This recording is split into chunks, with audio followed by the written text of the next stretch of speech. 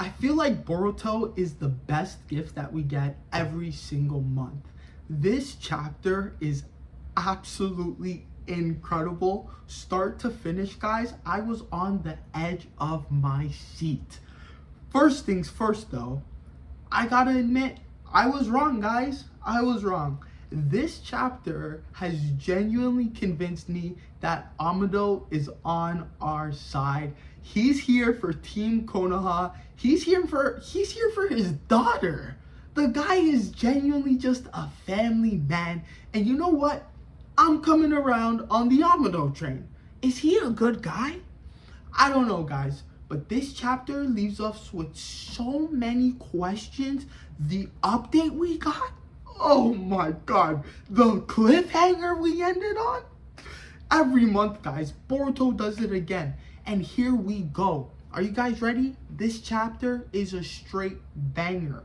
Thank you guys for joining me. Today, we are talking Boruto 2 Blue Vortex, chapter 36, Parental Love.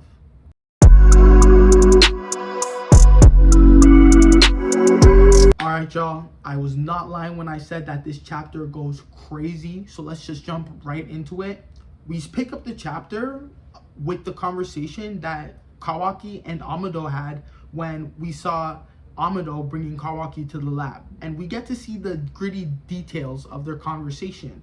And essentially, Amado is just laying out his plan, how he essentially intends to kidnap Amado and bring him back. And Kawaki, he's on board. We all know Kawaki, guys. He doesn't give a flying fuck. He just tells Amado, as long as this isn't gonna hinder us getting the Shinju, or it's not gonna be in our way, I really don't care, you know? And Amado says, like, you should know, like, I want them gone more than anybody. Like, this is all for my daughter. I can't get my daughter back until the Shinju are gone. Like, I want them gone first, you know? And he says, I just want to talk to Koji and Koji one-on-one. And I'm like, oh, okay. Because even last week, last month, when we ended the chapter with Koji and Koji just being swept up like that, I'm like, whoa. My first instinct is Amado's taking him hostage. But guys, that's not the case. I gotta say, I judged Amado a little too harshly, right? The guy just wants to have a conversation with Koji and Koji one-on-one. That's all he wants, you know? And they actually mention that Boruto's in the village, so they're gonna take this opportunity to snatch Koji and Koji while Boruto's gone, you know? And I love how the first couple of pages of the chapter, they make it so ominous. Like, the first couple of pages, I'm still thinking, like, Amado's a bad dude, you know? Because even this whole, like, one-on-one conversation, I'm like, okay, it's still weird. Like, why are you going in this roundabout way? But the great thing about this chapter is it actually tells us why Amado went this way. And that's why I have to say, like, Amado's a good dude. I sort of gotta stick to the end, guys. But once you get to the end, you're gonna see, like, y'all are all gonna be convinced Amado, like, he's a good dude. He's here to stay. I'm on his side. But this is when we actually switch over to the daimyo and the Lord Kobu, you know? And this is where it gets a little bit gritty, because he's explaining the incident with him and Inojin, how he ended up on the roof, Koji and Koji's plan to throw him off the roof, and we all know Inojin, he couldn't do it, so Boruto came in and saved him. And Lord Kubo is basically explaining this to the guys, and it's so funny, because as he's telling them, like, you know, I was out of my mind, I suddenly was on the roof, and I was surrounded by the monsters, by the Shinju. Then Boruto came and saved me, you know? And they're like, this is weird, you know? The Hokage traitor killing Boruto, like, he came and saved you? And this is where it's so funny, because it seems like their minds are about to be changed. Like, they might actually start coming around like, okay, something's off here. Maybe Boruto is actually on our side. But nah, Lord Kubo, he doubles down. He's like, nah. It appears that he saved me, but it's a farce. He's faking it. It was all a plan. Essentially, Lord Kubo thinks that it was a whole elaborate scheme from Boruto luring the Shinju into the village, okay, to attack him, and then he was gonna swoop in like the hero and save them. And I actually thought that this might be the case when that whole debacle happened, but I did not see this coming, guys. He thinks it's a joke. He don't believe Boruto at all. He's doubling down, tripling down. It's insane. Sai is watching this whole thing. Sai knows what happened. Sai knows it was Inojin, right? And he's like, what do you mean you were set up? And he's like, can't you see? Like, he narrows in. And not only does Lord Kubo narrow in on Boruto, no, he narrows in on Shikamaru. I gotta say, guys, this guy is actually smart. He's actually smart, bro. Because he's sniffing Shikamaru out. He literally says to Sai, he's like, I was set up by Nara, Shikamaru, Boruto, and likely others as well. At any rate, they conspired to obstruct my interrogation. And he's not wrong. He's not wrong. That's actually what happened. It's so fucked. Sai's over there. He's trying to like talk his way out of it. He's trying to, you know, sway them a little bit, but he can't say too much. The elders, they listen to Kubo full force. They're like, yo, he's right. It is Boruto. You know, it's like, one of the elders, this old guy, so stupid, he can't even think about nothing. He's just like, it makes perfect sense. It must have been Boruto. It only makes sense that he would lure them here. And Sai, he's like, yo, wait a minute. Like, this is going too far. Like, first it's like Boruto's a Hokage killing traitor. Now he's working with the Shinju. Attack, like, bro, like, what are we talking about? And Kubo, not budging an inch. She's like, nah, it makes perfect sense. It's the only logical solution. The only culprit who could have freed Boruto and aided his escape is Nara Shikamaru. He's like, there must be some evidence somewhere, and I'm gonna find it. Like, yo, he's dead set on seeing Shikamaru downfall. Like, this guy, Shikamaru's #1 hater, he's gonna be around every single corner just waiting for Shikamaru to sneeze wrong. And he's like, gotcha. This guy is not playing. He's like, I've already submitted my report to the daimyo, so it's only a matter of time before we receive his approval. Sai's like, approval? And he's like, to relieve Shikamaru of his position as Hokage. So, guys, this is looking pretty grim for Shikamaru because I think they're really going to go through with it. Like, they're dead ass about to go through with it. So either Shikamaru's going to have to, like, go hole up in the Kashin Koji hideout, which I genuinely just don't see happening, or he's literally going to get thrown in jail and we're going to have, like, we're going to have Kakashi come back, I guess? That's like the next best option. You're not about to put Konohamaru up there. This is devious work. You always have Sakura, I guess. You could put Sakura in technically. But, bro, this is looking rough for Shikamaru, man. RIPs. This guy is about to get relieved of his position. And he's not playing. He's like, the forced removal of the Hokage is the prerogative of the lands of fire daimyos. Like, it's not up to them. He already sent in the request too. It's not like you could go take that back. Sorry. This is where we switch over to Shikamaru, though, in the Hokage office. And he's getting a report. And this, guys, I gotta say, I love this tidbit. Because last chapter, when Kashin Koji got kidnapped, I was shaking in my boots. I'm like, okay, Kashin Koji's kidnapped. No one's gonna know he's gone. Honestly, I'm thinking Amado's like gonna like hold him in his research lab or some shit for a hot minute, you know? But when he gets transported over into Konoha, Shikamaru, he gets the call that somebody with a signature that's relatable to Jiraiya has just entered the village. So Shikamaru actually gets notified that he's brought in, which is amazing, okay? Because Shikamaru's on it, you know? He's like, Amado, like, he's like, What's his position right now? Research lab? Huh? What's going on? Amazing. I was scared that nobody was going to know what was happening. You obviously know Kawaki's not going to say nothing. At the end of the day, though, they always could have just asked Ada, like, yo, where did They always could have just asked Ada. Yo, I be forgetting Ada, bro. She's a loophole for everything, man. But this is when we switch to Kashin Koji and Amado. And this is the real meat and bones of the chapter, guys. But Kashin Koji wakes up and he's handcuffed. Like, he's sealed up, not going nowhere, right? And Amado's like, I was surprised that you survived the attack against Ishiki, you know?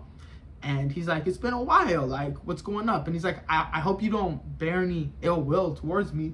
And this is where we see Kashin Koji, the logic, bro. No emotion. This is a straight shinobi, bro. Like, he's like, listen, I knew my role. It'd be illogical for me to feel any resentment. I'm like, damn, bro. Like, you don't even feel like some type of, like, whew. Man said, I knew my mission. I carried it out, and that's that, bro. But Amado's like, great, you know, like, it's amazing you're alive, but what's even more amazing is your shinjutsu, your prescience. Like, this is nice. You know, he's like an ability to see all of the futures, and he basically goes over it, right? And then he asked him a weird question, you know? He was like, well, they happen weirdly, right? Like, they happen oddly and irregularly. He's like, the last update was 4 days ago, right? Before the last battle against Mamushi. And it was during that battle that I first became aware of this prescience and came up with this scheme. So this is the whole point of him kidnapping Kashin Koji. So Amado's working in his loophole. Amado, this guy, we got to give it up to Amado. He's genuinely sick, bro. He found Kashin Koji's loophole and kidnapped him in like a matter of days, bro. He found out about his prescience and was like, oh, okay, boom, kidnapped. Kashin Koji couldn't even see that shit, bro. He basically tells him it's his weakness, right? He's like, I discovered your weakness and I exploited it, and this is exactly where we are. You know, he's like, you've got a lot to learn, Kashin Koji. And for you, and Kashin Koji's like, for you to make such a bold move, what's your intention? And Amado, this is where I say, guys, he proved me wrong, okay? Amado messed with Kashin Koji's brainwaves so that he could get updates on his prescience more regularly. I'm like, what? He's like, don't glare at me like that. I apologize for doing things in such a heavy-handed way. He's like, hear me out. I'm not your enemy. I only put you in restraints as a caution, you know, so we could talk. To be fair, I can kind of see that point. Kashin Koji probably would have woke up and started like swinging, or he probably would have just like teleported himself out of there. You know, like, he's not going to want to talk to Amado, you know. Amado continues on, and he goes on to say, the intel your prescience yields is an asset of immense value to us, you know. So he's like, I just tweaked it up for you a little bit. He's like, the flaw, the internal updates, it's real problematic. So if we can shorten the amount of time between updates, even better, you know, like, we'll just be better prepared. That's all I really want, you know. Not only could we learn more futures more quickly and more precisely, but we can avoid danger more easily too. Like, this is a win-win for everybody, you know. He's like, that was my thought. Despite how it seems, I am your creator, your birth parent. So I feel this comes from some sort of parental love. I'm like, bro, Amado's just a good dude. Amado is genuinely just a good dude, bro. Like, again, we're all thinking the way he did it was weird as fuck, but now in context, I'm like, okay. Sometimes it's better to show than tell, you know? He could have like told people this and maybe they wouldn't have believed him or something. Or if he was like, yo, bring Kashin Koji to my lab, people are gonna be suspicious, you know. They're gonna be like, yo, like, what are you talking about? So I don't know, maybe it was better that he just like jammed him and like took him. But like you know, Kashin Koji's like, you know, so my prescience, it's gonna update more frequently now. And Amado's like, that's my intention. Like, hopefully, if all goes well, you know, he's like, worst case, I've put my own mind at ease, you know, like, at least I've done something. I want him to do something helpful. I'm like, damn, Amado. And this is where it actually gets a little sad, guys, because Amado's like, yo, Koji, look at this. And he shows Kashin Koji his daughter, right? He shows him Akabi. He basically explains this whole situation, how he's waiting for Kawaki to come implant the karma on her, yada yada. And then he asks Kashin Koji, he's like, have you seen a future where Kawaki implants a karma in that clone? And Kashin Koji, he's a real one. I gotta say, he's real. You know, he don't sugarcoat shit. He's like, honestly, I haven't seen shit, you know? And it's not even like a case of not remembering, because Kashin Koji even says, due to the prescience's nature, all the visions he sees get stored up in his mind like memory banks, right? So he has access to everything that he's ever seen before. So we can always go back and look on it. And he can say with absolute certainty, there's no future where that's happened, you know? He says all he sees is Jura. And in most of them, Kawaki is killed, you know? And Amado, you know, he takes it hard. He doesn't really say much, you know? But he lets Kashin Koji go. This is when the cuffs release off Kashin Koji, and Kashin Koji's like, okay. And Amado says, you know, thank you. You know, he's like, I'm glad we got to talk face to face. Honestly, that was the real intention of Amado stealing Kashin Koji. My man genuinely just wanted to know if there was any future. If there was one future. If there was just one. Where his daughter came back. Poor fucking guy, bro. Poor guy. And then you hear the news that in most of the futures that he's seeing, Kawaki is killed. Your means to get your daughter is smoked. Bro, come on, man. How can you not feel for Amado? I really hope that this isn't like some type of red herring and they're trying to like trick us by like making me think Amado's a good guy. But as of right now, guys, I am completely switched over. Amado, good dude. I'm sorry I doubted you. I get it, bro. You're just trying to get back to your daughter, you know? But this is when we switch to Boruto. And guys, these last like 10 pages are just insane, okay? Boruto arrives in the hideout and he's looking around and he's like, where's Koji, you know? And boom, Koji reappears, right? And he's like, what the hell? You know, he's like, did something happen? And Koji's like, I'll tell you later. But right away, he calls up Inojin and he gets Shikamaru and Ada on the comms, right? And he's like, yo, he's bugging. I'm not gonna lie. He's like, yo, Shikamaru, Ada, like, it's Kashin Koji. Like, y'all can hear me? Like, we need to talk right now. Shikamaru's like, yeah, I'm here. Like, you know, he's like, what happened? Like, what's Amado plotting? And Kashin Koji's like, I'm about to look into that. So then he asks Ada to look at Amado's location from the past hour or so, you know, so that he can make sure that Amado is just working on his brave ways, I guess, not doing anything weird. But right in the middle of him asking, and Ada's like bickering, boom, we get a prescience update. And this update, guys, is fucking crazy, okay? So boom, Kashin Koji falls over. Everyone on the comms is like, yo, what's going on? What's happening? And Boruto's like, yo, it's starting. A prescience update. As the prescience update is going on, we're seeing Sarada walk through the village, right? And we're getting a little flashback of what Boruto told her last week, how Code's gonna come in, grab her, Code's gonna come and do this, right? And she's walking through the village and we see that somebody is watching her, right? Boom. First prescience update, guys. And this update is crazy, okay? We see Code is everywhere. We see Boruto, he's in Boroshiki form. We see Sarada, we see Jura, we see Hidari. You got Kawaki there, and Kawaki, he's got his Sukuna Hikona cut on, right? Then we cut back to Sarada and Code, right?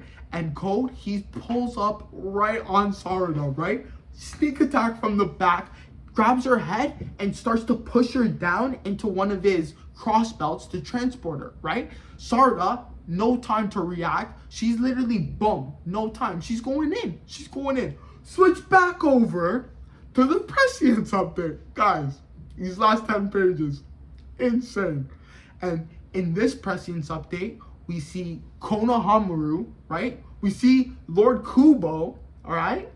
We also got Hidari looking crazy, right? He's got his hands stretched out. We see Sarada with her Mangekyo cut on. We see some fighting. We see Himawari. We see Kawaki. And then Borushiki, baby, let's go. Let's go, baby. Boroshiki's back in fucking action.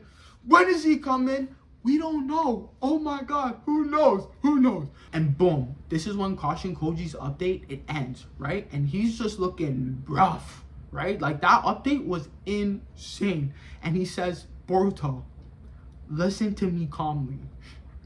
Your plan to use Sarada is going to fail, right? Switch back to Sarada and Code, and as Code is transporting her, right, he notices the tokens that Boruto gave to Sarada to transport to her, right? He literally takes them off of her. He's like, I get it now. This is how he's been transporting around. Sarada's like, oh my gosh, this is bad. She literally cuts her Mangekyo on, and Code's like, nope, too late. Boom, they disappear. Caution Koji, switch back to Boruto. He's like, Boruto, don't go. And he's probably about to say, I don't know if he's going to say you'll die or you'll turn into Momo. He's about to say something, bro. And Boruto, boom, he's gone. Transported to Sarada, and Sarada's gone. Yo, next chapter, they're probably about to go storm the hideout, bro. What was Koji about to say, guys? What was he about to say? Yo, what? You'll die. No, not you'll die, bro. After that update, you'll be taken over. Momoshiki, you'll lose your body. You'll lose to Momoshiki. Yo, what? Oh my gosh, pure setup, pure setup. Can you believe it, guys? Amado went from bad to good. Sarada kidnapped for real. No backup coming. Momoshiki, Boroshiki coming. Ooh, I'm gonna place my bets right now. We got 3 chapters to see Boroshiki, and no cap, okay? We're going to see something crazy, guys. Oh my gosh, we're about to see the Hidari. Oh my god. Guys, Boruto must be getting into its last little stretch right now, because there's only 2 Shinju left. It's only Hidari and Jura, and it looks like mans are about to go storm the hideout right now, because Sarada is gone. So, wagwan. Like, oh my goodness. Oh, jeez. I don't know, guys. Drop y'all theories down below. Are you guys on the Amado train? Is Amado a good dude? Am I just tripping? Honestly, I'm fully convinced that he's just a good dude, and as long as you don't mess with this guy's daughter, he's on your side. You know, he's on your side. Just don't play with his daughter. That's all he wants, you know? So, if you keep him...